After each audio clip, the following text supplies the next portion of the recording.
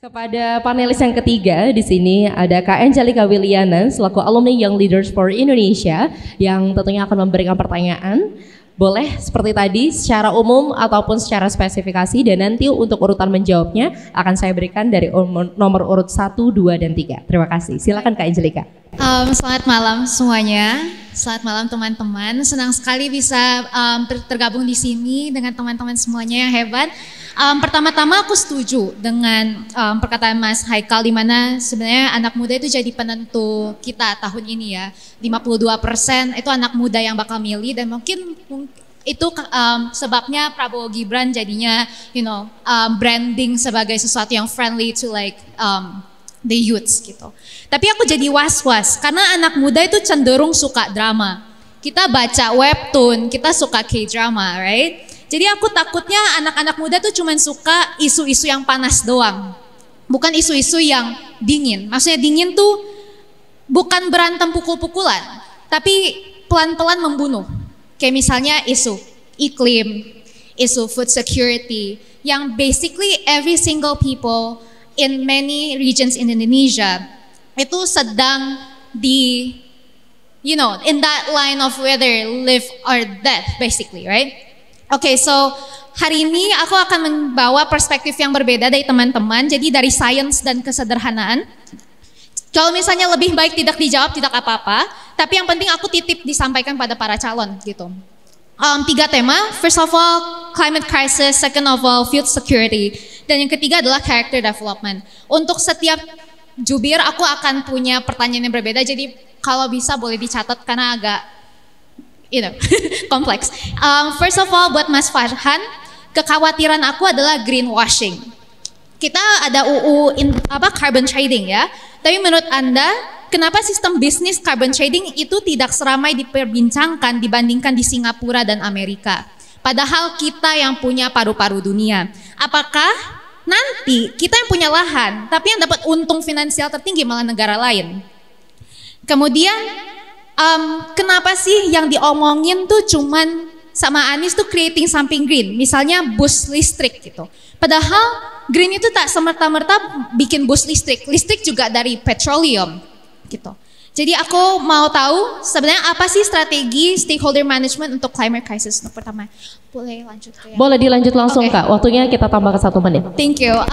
Kedua untuk Mas Christian, kekhawatiran aku adalah politik gembira berhenti pada kesenangan dan kepuasan semata. Gak usah jauh-jauh. Banyak organisasi mahasiswa yang sekarang exist just to exist. Exist dan bikin impact cuma buat masuk YLI. Exist bikin impact cuma buat S2 masuk Forbes 30 under 30.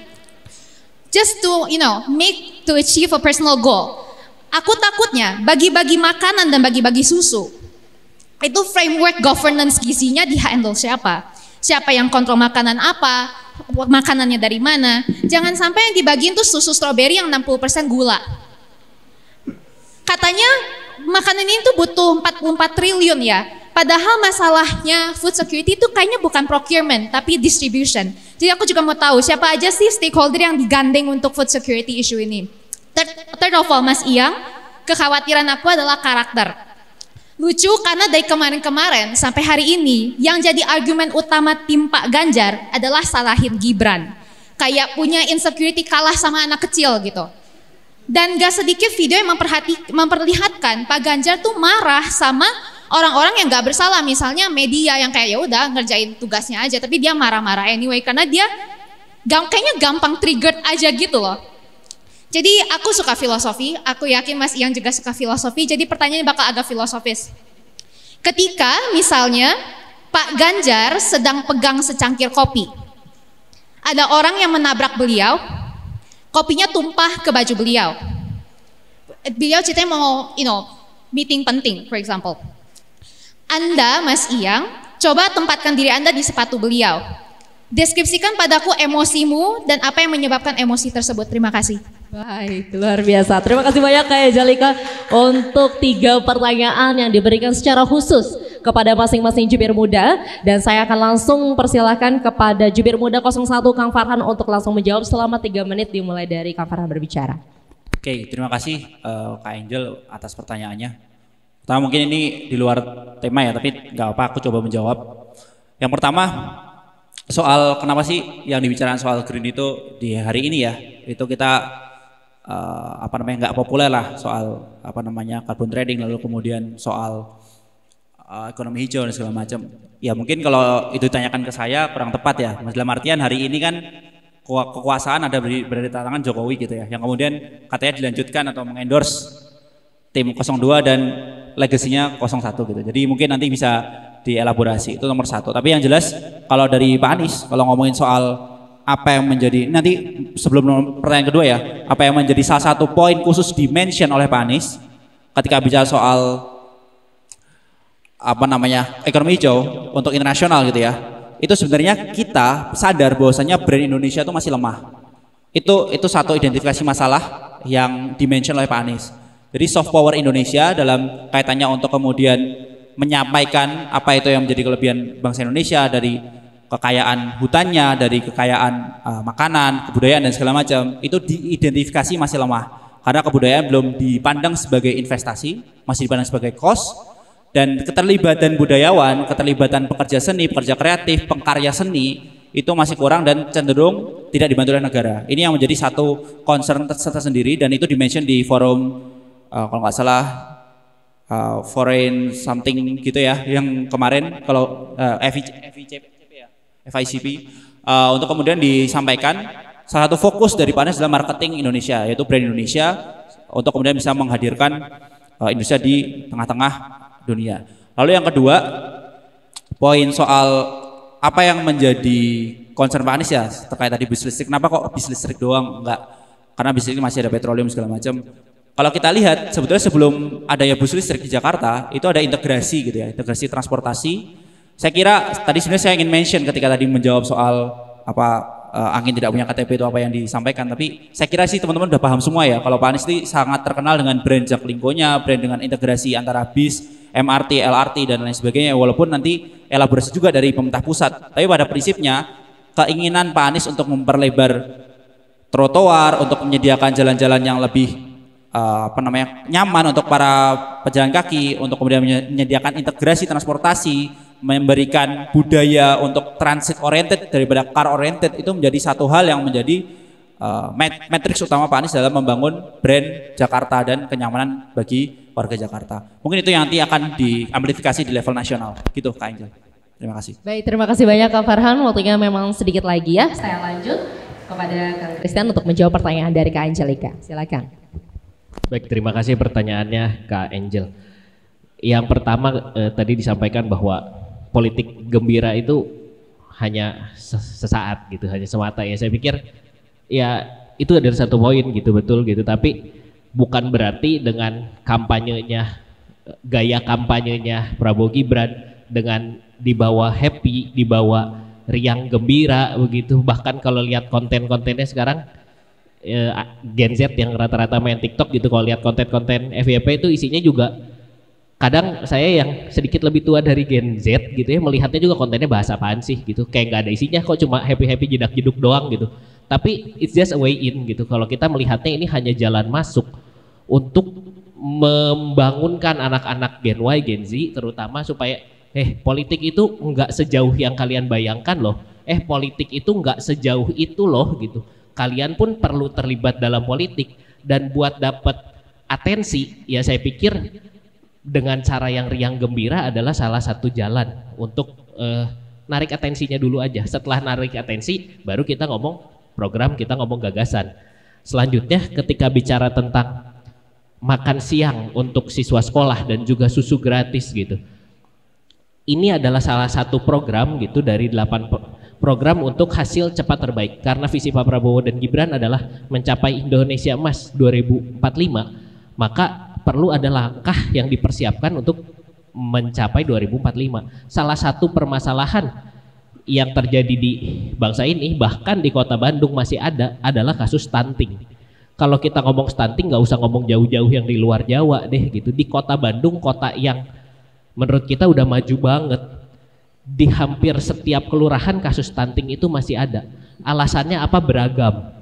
Bahkan gitu, kalau kita melihat sekarang itu di Posyandu ada namanya gerakan pemberian makanan tambahan PMT kepada setiap balita yang datang ke Posyandu setiap bulannya. Tujuannya apa? Untuk memberantas stunting. Jadi kalau ditanya nanti siapa yang akan bertanggung jawab terhadap distribusi makanannya, apakah makanannya secara gizi sudah cocok atau belum, atau jangan-jangan yang dikasih sebenarnya gula semua. Saya pikir karena diberikannya untuk sekolah, untuk pesantren gitu, maka pasti akan ada pengawasan pemerintah di situ. Baik itu dinas pendidikan dan juga pasti ada keterlibatan dari dinas kesehatan. Kasarnya begini, buat di Posyandu saja, ibu-ibu kader PKK saja mereka sudah memiliki keterampilan untuk menentukan mana makanan yang pantas untuk diberikan sebagai makanan tambahan yang bergizi atau tidak, apalagi kalau programnya secara nasional dengan pendampingan dinas pendidikan dan juga kesehatan pasti akan terjamin gizinya dan distribusinya. Mungkin itu, terima kasih. Baik, waktunya pas sekali. Terima kasih banyak Kang Christian untuk jawabannya, dan langsung saja kepada Jubir Muda 03 Kang Ferdian untuk saya persilakan menjawab pertanyaan dari Kang Angelika. Siap. Terima kasih Teh Angelika untuk pertanyaannya. Mungkin kalau yang bagian pertanyaan ke saya ini akan jauh lebih storytelling ya, instead of programmatic. Mungkin dari tadi saya sudah menyampaikan berbagai program. Pertama soal Ganjar tuh kenapa nyerang Gibran dan kenapa Ganjar gampang ke-trigger. Pertama, coba lihat satupun statement dari Mas Ganjar, nggak pernah ada menyerang Mas Gibran secara langsung. Emang pendukungnya aja yang nggak terima.